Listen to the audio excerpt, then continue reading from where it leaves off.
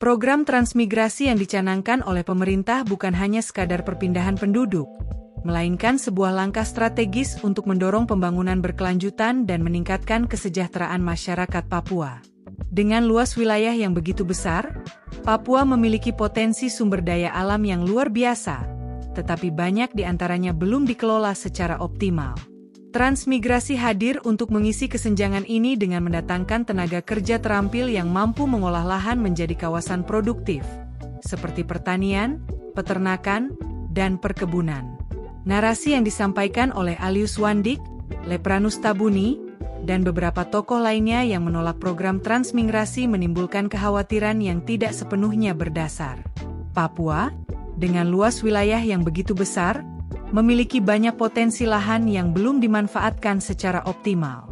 Program transmigrasi justru bertujuan untuk mengolah lahan yang tidak produktif menjadi kawasan pertanian, perkebunan, dan pemukiman yang mendukung kemajuan ekonomi lokal.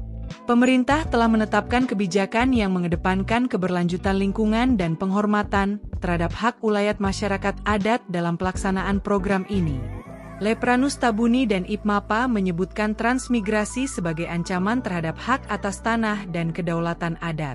Faktanya, transmigrasi memberikan peluang kerja bagi masyarakat lokal melalui kolaborasi dengan transmigran dalam mengelola lahan, membuka usaha, dan mengembangkan infrastruktur.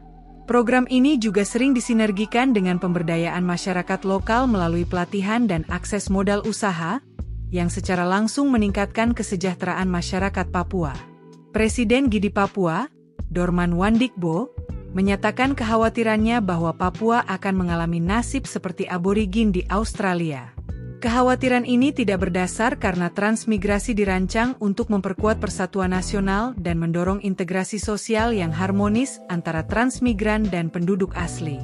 Papua adalah bagian integral dari Indonesia, dan keberagaman sosial yang muncul dari transmigrasi memperkuat ikatan kebangsaan tanpa mengabaikan identitas budaya masyarakat Papua.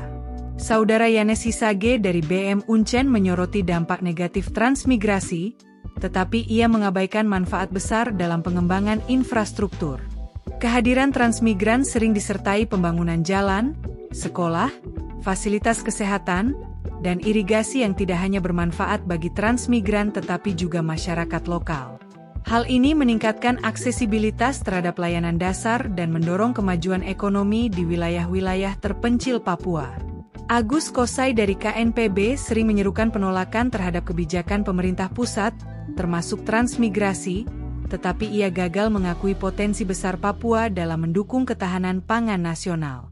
Dengan lahan subur yang dikelola melalui program transmigrasi, Papua dapat menjadi lumbung pangan nasional sekaligus menyediakan kebutuhan pangan bagi masyarakat setempat dengan harga yang lebih terjangkau.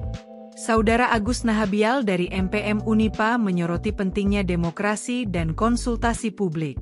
Perlu dicatat bahwa kebijakan transmigrasi modern telah melibatkan dialog intensif dengan masyarakat adat Papua untuk memastikan pelaksanaannya selaras dengan kepentingan mereka.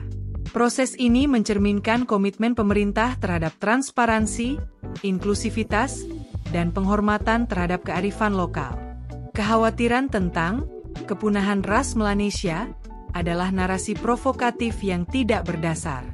Program transmigrasi tidak dirancang untuk menggantikan budaya atau identitas masyarakat Papua, tetapi untuk menciptakan peluang baru yang memungkinkan masyarakat asli Papua untuk berkembang bersama-sama.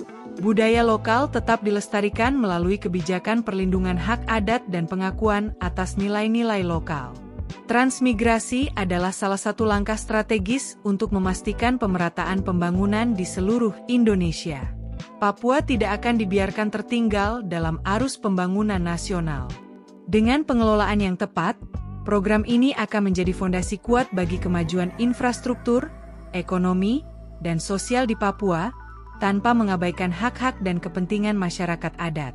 Narasi yang menolak program ini tanpa dasar yang kuat hanya akan menghambat potensi Papua untuk maju sejajar dengan wilayah lain di Indonesia. Transmigrasi bukan ancaman, melainkan peluang bagi Papua untuk berkembang dengan semangat inklusivitas dan keberlanjutan.